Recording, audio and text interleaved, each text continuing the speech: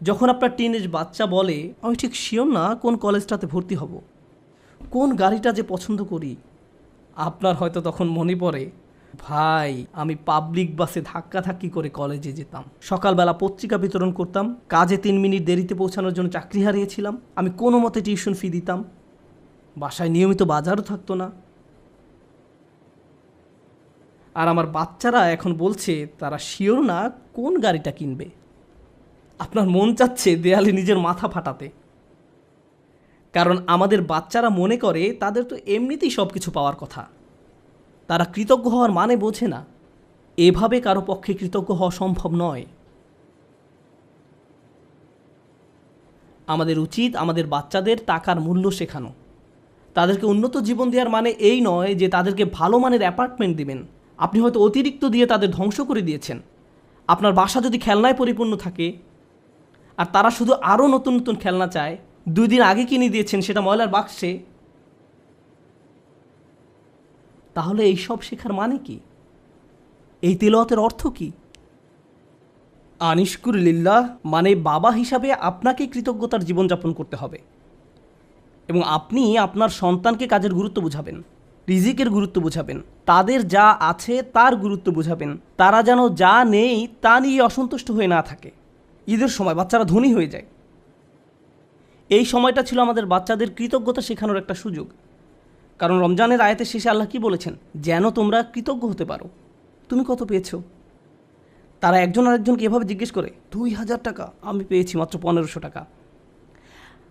আমরা দেয়ার পজিশনে নেই, আমরা শুধু নেয়ার মধ্যে আছি। আমরা আমাদের ছেলে মেয়েদের রাক্ষসে পরিণত করে ফেলেছি। তাদেরকে শুধু ভোগ করা শেখাচ্ছি, আর তাদের চাওয়ারও কোনো অন্ত নেই। আর যখন তাদের কোনো দাবি পূরণ করার অবস্থা না থাকে, আমি এমন অনেক পিতামাতার সম্মুখীন হয়েছি যাদের বাচ্চারা তাদের নিকট এভাবে দাবি জানায়, অবশ্যই আমাকে আইফোন কিনে দিতে হবে। পিতা বলে, না, পারবো না। বাচ্চা তখন বলে, তাহলে আমি আত্মহত্যা করব। তাদের তখন আমার কাছে আসতে হয়েছিল। নতুন আইফোন না পাওয়ার কারণে তারা এমন থ্রেট দিচ্ছিল, কিংবা বাসায় ওয়াইফাই নাই এজন্য এমন করছিল। এটা কৃতজ্ঞতার সম্পূর্ণ বিপরীত আচরণ।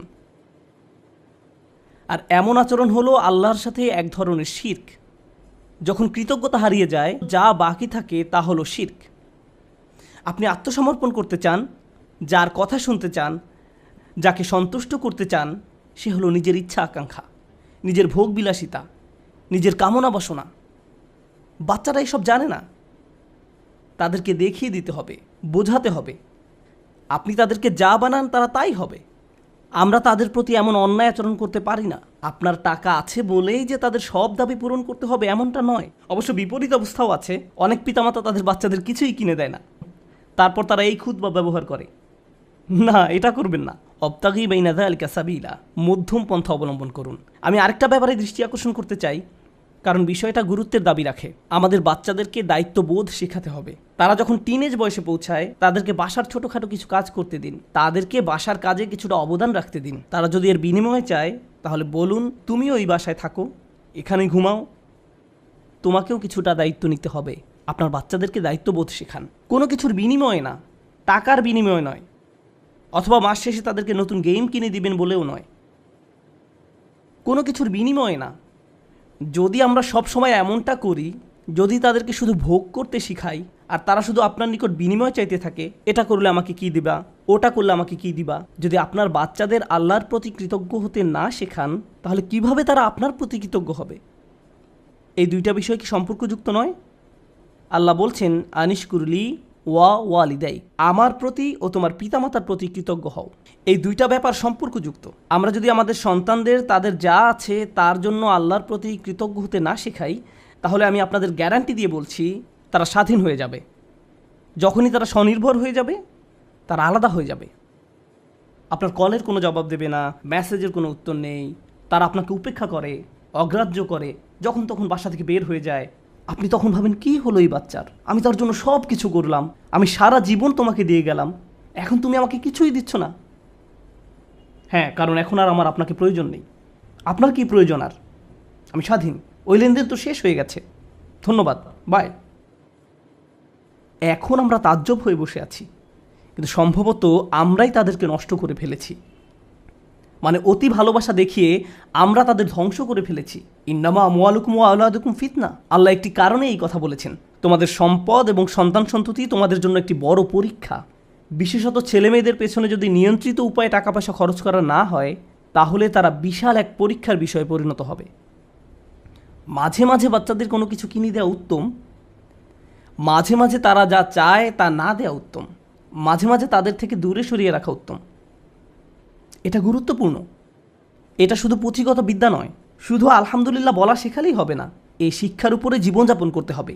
এজন্যই আলোচনাটি শুরু হয়েছে এই বলে, ওয়ালাকাদ আতাইনা লুকমান আল হিকমা, আমি লোকমানকে প্রজ্ঞা শিক্ষা দিয়েছি, বাস্তব জ্ঞান, বাস্তব শিক্ষা। কিভাবে কৃতজ্ঞ থেকে জীবন কাটাতে হবে সেই শিক্ষা। আমাদের বাচ্চারা কতবার তাদের জামাকাপড় ভাঁজ করে, ধৌত করে, আমরা তাদের কিভাবে কৃতজ্ঞতার শিক্ষা দেব যখন তাদের সব কিছু আমরাই করে দেই? মনে হয় যেন ঘরের মধ্যে ছোট ছোট ফেরাউন দৌড়াদৌড়ি করছে আর বলছে আমিই সবচেয়ে বড় রব। আনা রাব্বুকুমুল আ'লা। আজ আমি বার্গার খাবো না, পিৎজা খাবো, আমাকে এটা দাও, ওইটা দাও। আমরা তাদের এমন বানিয়ে ফেলেছি। এটা তাদের দোষ নয়। আমাদের সন্তানরা যখন নষ্ট হয়ে যায়, এই জন্য নয় যে তারা শয়তান, এর কারণ হলো আমরা তাদের সঠিক শিক্ষাটা দিচ্ছি না। প্রজ্ঞা থাকার মানে হলো আপনি আপনার সন্তানদেরকে সঠিক নিয়মে বড় করেন, আপনি তাদের আকাঙ্ক্ষাগুলো নিয়ন্ত্রণের চেষ্টা করেন। বাচ্চাদের এই নিয়ন্ত্রণটি নেই। আমাদেরকে ভালোবাসার সাথে তাদের ভিতরে এই অনুভূতি তৈরি করে দিতে হবে। আয়াতটি শুরু হয়েছে ইয়া বুনাইয়া দিয়ে, আমার প্রিয় ছেলে, অর্থাৎ বাবা অত্যন্ত আদর মাখা কণ্ঠে তার বাচ্চার সাথে কথা বলছেন। আপনি এর উল্টাভাবে শুরু করতে পারেন না, এই বাসার সবাই শোনো, আমি মাত্র জুমা থেকে আসলাম, বাসার সব কিছু এখন অন্য নিয়মে চলবে। এভাবে না। ভালোবাসার সাথে সুন্দরভাবে করুন, তাদের সাথে কথা বলুন, তাদেরকে বুঝান যে তাদের আচরণ পরিবর্তন করতে হবে। আমাদের মাঝে না দেখলে তারা এটা শিখবে না। যদি আমি খাবার ফেলে দিই, ক্ষুধা লাগলে রেস্টুরেন্টে গিয়ে অপ্রয়োজনীয় অর্ডার করি, এরপর অল্প একটু খেয়ে বলি আমি আর পারবো না, আর সন্তানকে বলি খাবার শেষ করো, খাবার শেষ করো, তারা শিখবে না, তারা শিখবে না, তারা ফেলে দিবে। আপনার জীবনটা যদি অকৃতজ্ঞতায় পূর্ণ থাকে, তাহলে এটা অনেক বড় একটা সমস্যা। এজন্যই অবিশ্বাস এবং অকৃতজ্ঞতা প্রকাশে একই শব্দ ব্যবহার করা হয়েছে। একই শব্দ ব্যবহার করা হয়েছে। কুফর বিল্লাহ মানে হলো আল্লাহকে অবিশ্বাস করা, আর কুফরান বিন নিয়ামাহ মানে নিয়ামতকে অস্বীকার করা, অকৃতজ্ঞ হওয়া। একই শব্দ। আল্লাহর নিকট কাফের আসলে দুইটা জিনিস। ভাবতে পারেন, এমন ব্যক্তি যে আল্লাহকে অস্বীকার করে এবং যে আল্লাহর প্রতি অকৃতজ্ঞ।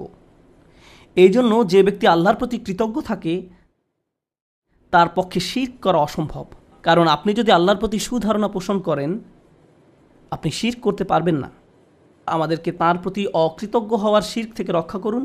আল্লাহ আযজা ওয়া জাল্লা আমাদেরকে কৃতজ্ঞ থেকে জীবন পার করার সামর্থ্য দান করুন এবং আমাদেরকে সেসব মানুষদের অন্তর্ভুক্ত করুন যারা তাদের সন্তানদেরকে কৃতজ্ঞ হওয়ার শিক্ষা দান করে।